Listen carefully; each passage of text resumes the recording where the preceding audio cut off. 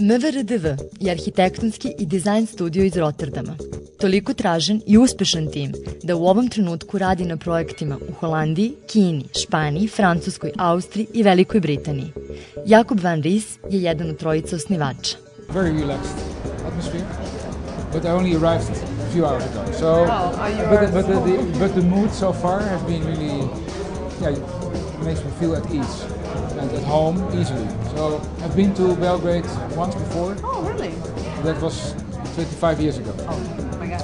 So that were different times, but even then it seems a very lively place, and the people are very kind of different than the Dutch people. I started my career, my architect career, also in a crisis, and that one day it will just change. So we have to be patient and don't give up. Just develop optimistic future scenarios. So that you have to keep optimistic. Architects can contribute by showing new solutions that people cannot imagine themselves. So we can visualize these ideas and the futures by showing three-dimensional images so that people understand. Hey, that's nice, or that's a good idea.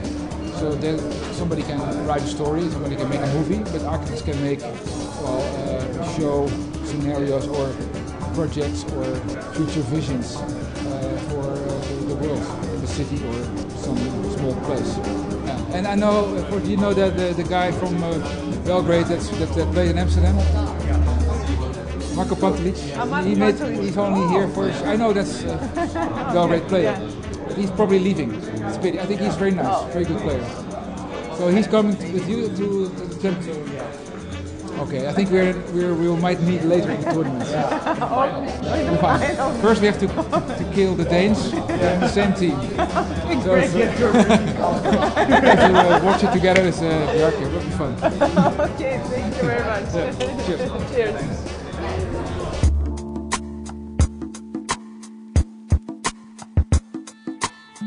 Bjarke Ingels dolazi iz Danske i pripada novoj generaciji arhitekata koja kombinuje preciznost sa jedne strane i eksperimentalnost i inovativne ideje sa druge.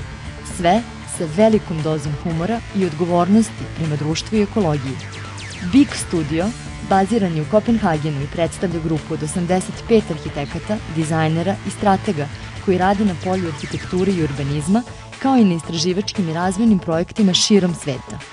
Gost Beograda jedan je od najznačajnijih arhitekata današnjice. I'm lucky girl today because I'm here with three beautiful minds. The first one is Bjarke Ingels. Nice to meet you. And I read in the newspaper that you are voted for most creative person with in business with the Google, Facebook, Lady Gaga, and you know for that, and you like it. Yeah, I mean, it's always nice to be in a category with Lady Gaga. I want to talk about Azerbaijan. It was amazing. Look at that island you made. And can you tell me something about that buildings? They look like waves and they're, as I know, ecologic with the materials and everything. Yeah, like, well, essentially it all started that we did a building in Copenhagen that we called The Mountain. And it's like taking a parking building and then putting a lot of apartments on top, so the apartments turn into houses with gardens, so it's almost like having a suburban community on top of a big parking structure. And then a minister from Azerbaijan came to Copenhagen to visit our office, and he saw this building, and he loved the idea that you could make mountains out of architecture. So he asked us if we could redesign an island in Baku, the capital of Azerbaijan. And so that, you know, from the city they were afraid of developing it because, like, if you would make a mediocre wall of high-rises, you would ruin the view of the Caspian Sea. But if we could make a city where the silhouette of the skyline of the city would form the silhouettes of the 7 most significant mountains of Azerbaijan, then maybe it could be a beautiful development. And Azerbaijan is sometimes called the Alps of Central Asia. And actually one of their mountains, called Ilandak, is where Noah's Ark stranded after the flood, if you know the story about Noah and his ark. Yeah. So when the water began coming down, his boat got stuck on top of a mountain, and that's one of the mountains from Azerbaijan. So we were basically commissioned to make this like big urban development in the form of mountains. And then because the island was a desert, we made the mountains collect fresh water. We have this organic cleaning, so gradually, because of the urban development, the entire island is going to become green. And it's, in a way, the urban development is creating the nature around it. Tell me about China. What do you think about China at all? Because you made a pavilion in Shanghai now for World Expo. Yeah, I mean, I think China is a pretty interesting condition because like it's this combination of being like completely the future and then completely like backwards at the same time. Because you can say like the Danish pavilion we designed is this sort of it's almost like this sort of loop made out of steel, and we made it with 3D programs, like incredibly sophisticated files that we submitted to the contractor. It would be like it's a building that's very difficult to build, but then the contractor, instead of cutting it out with robots or like with laser cutters or whatever, they printed all our 3D drawings out in 2D, and then there was like these women with white chalk drawing by hand on the steel, and then like another guy with a blowtorch would cut the steel by hand, and then they would put it together. So in a way, it's like this sort of space age design built almost like you did like in the Middle Ages, but you know, it stands and it holds, but it's this sort of, you know, it looks totally like something that came out of a computer, but it's totally made by hand. Just a lot of hands. A lot of hands, a lot of work. A lot of Chinese hands. Can you tell me about your comic books?